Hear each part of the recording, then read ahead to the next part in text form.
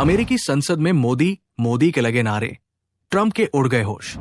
गांधी के बाद मोदी सबसे बड़े लीडर। अमेरिकी सांसदों ने डंके की चोट पर कहा, भारत अमेरिका के होंगे अगले 100 साल।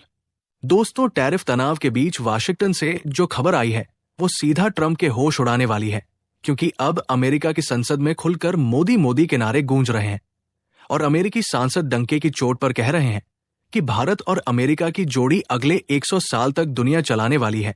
ये कोई मामूली बयान नहीं है, ये उस वक्त आया है जब दुनिया की सबसे बड़ी ताकतें अपने हितों के लिए एक दूसरे के खिलाफ जंग के मूड में है। और उसी बीच भारत का कद इतना बड़ा हो गया कि अमेरिका अब भारत को नजरअंदाज नहीं कर सकता। अब सुनिए असली धमाका क्या हुआ वॉशिंगटन में centre for strategic and international studies के फोरम में।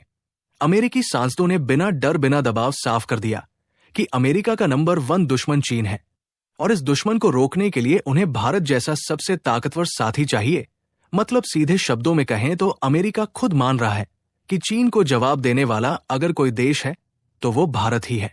कैलिफोर्निया के सांसद अमी बेरा ने तो ऐसा बयान दे दिया कि बीजिंग में बैठे ड्रैगन के कान खड़े हो जाएं।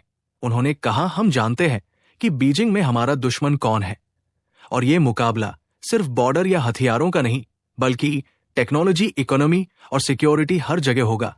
उन्होंने ये भी साफ कहा कि ये दुनिया की सबसे बड़ी कंपटीशन होगी और अमेरिका अब अपनी पूरी विदेश नीति को इसी जंग के हिसाब से सेट कर रहा है। दोस्तों, अमेरिका अब नए ग्लोबल फ्रेमवर्क बनाने की बात कर रहा है जो लोकतंत्र, फ्री मार्केट और एंटरप्रेन्योरशिप जैसे वैल्यूज पर टिके होंगे।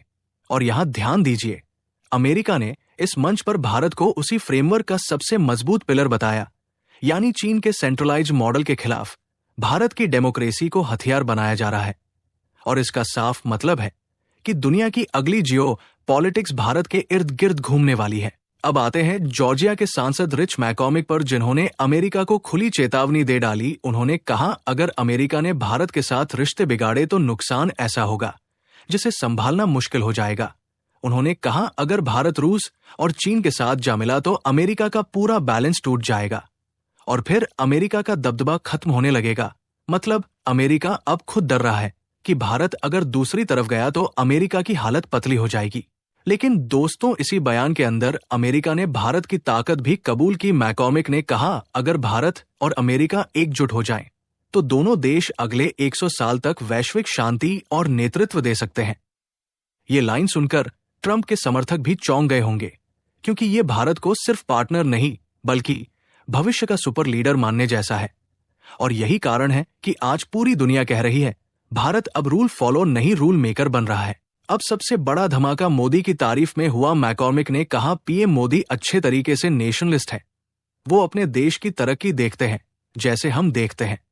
और उन्होंने मोदी को आधुनिक इतिहास का सबसे पॉपुलर नेता बता दिया। गांधी के बाद सबसे ज्यादा पॉपुलर। ये बयान अपने आप में आग है, क्योंकि ये दिखाता है कि मोदी की ग्लोबल ब्रांड वैल्यू अब अमेरिका के अंदर तक पहुंच चुकी है और विपक्ष के लिए ये करंट लगने जैसा है। दोस्तों, टेक्नोलॉजी का गेम समझिए। मैकॉर्मिक ने चेतावनी दी कि अगर अमेरिका भारत को हाईटेक हथियारों और तकनीक की सप्लाई सीमित करेगा तो इससे नुकसान अमेरिका का ही होगा और भारत को मजबूरी में चीनी विकल्प अपनाने पड़ सकते हैं। यानी अमेरिका को साफ संदेश दे दिया गया कि भारत को रोकने की गलती मत करना, वरना भारत अपने रास्ते खुद बना लेगा और फिर अमेरिका हाथ मलता रह जाएगा। और अब सबसे तेज लाइन क्वाड पर आई। अमी बेरा ने कहा, क्वाड कितना जरूरी है ये इस बात से पता चलता है कि बीजिंग इसे बिल्कुल पसंद नहीं करता।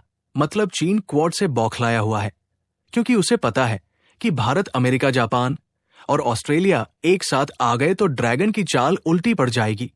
और यही कारण है कि हिंद प्रशांत में maritime security, freedom of navigation और चीन की घेराबंदी में भारत अब निर्णायक रोल में खड़ा है। दोस्तों, भारत को अमेरिका की बातों में आना चाहिए या नहीं, कमेंट में जरूर बताइएगा। जय हिंद।